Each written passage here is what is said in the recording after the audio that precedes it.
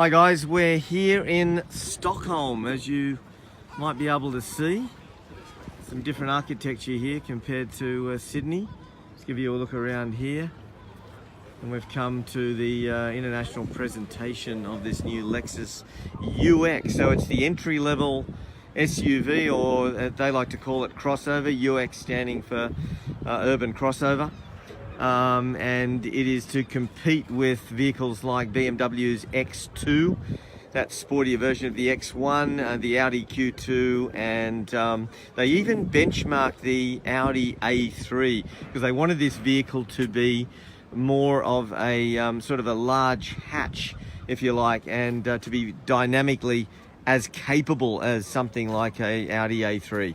And of course BMW's A-Class was also new A-Class was also benchmarked.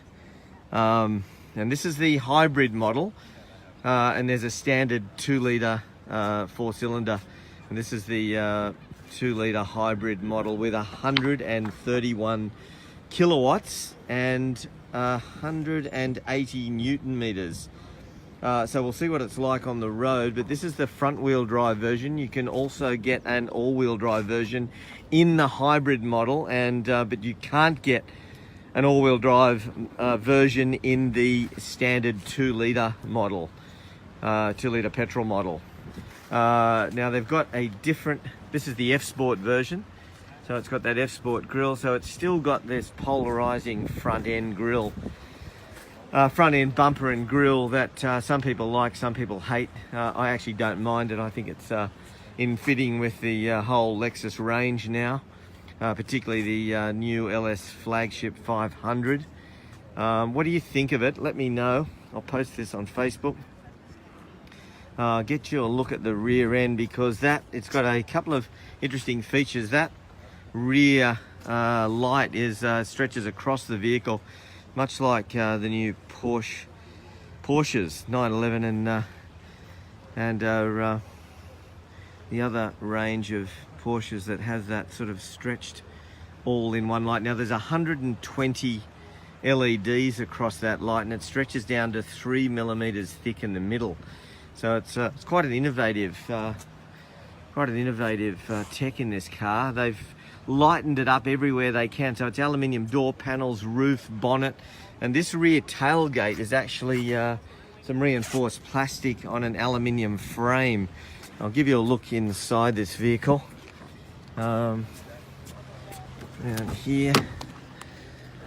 So this is the F-Sport. I don't want to damage anything here. So as you can see in there's some new innovations in here. Even the seats have been specially designed to lower the pelvic positioning so that it feels much sportier and drives much sportier, because it is in fact Lexus's lowest center of gravity vehicle. So you can see why they've benchmarked vehicles like the Audi A3 and Mercedes-Benz A-Class to get that sort of hatched feel into a crossover vehicle. And there's some nice materials. Obviously they've saved money, but that's all soft touch. Down here, the door trim. Got some really nice features here. All these sort of knobs and some interesting, obviously an analog clock there with a very large screen. I'll turn that on in a minute, but I'll go around the other side and show you. It's a very low, the roof line is very low on this vehicle, so it's not a tall vehicle by any stretch. I'm fairly short and I can get right across this vehicle. If we sort of hop in here, there's the interior driver's metal pedals. As I said, that seat's been lowered, so it's a very low position in the seat. Supposedly feels like you're driving a hatch. And if we turn it on, starting up, got an LFA inspired screen in front of here. As you can see, that moving, that original dial like the LFA, and you've got a very large 10-inch screen up here. Part of the S-Book. It's all very neat and tidy. They've still stuck with this human interface control here, but they say it's far more haptic, and they've even changed, so there's no the display and then immediately turn Well, there we are in Stockholm. You can see where we are. It's put all the, there's no knobs as you can see for the audio.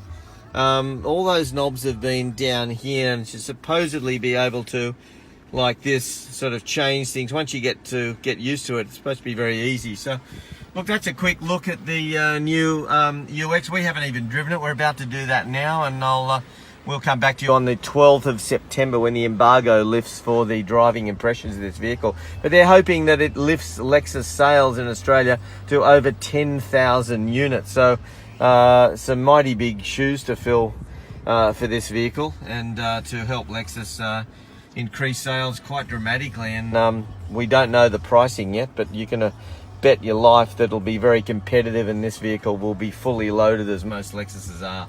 See you later.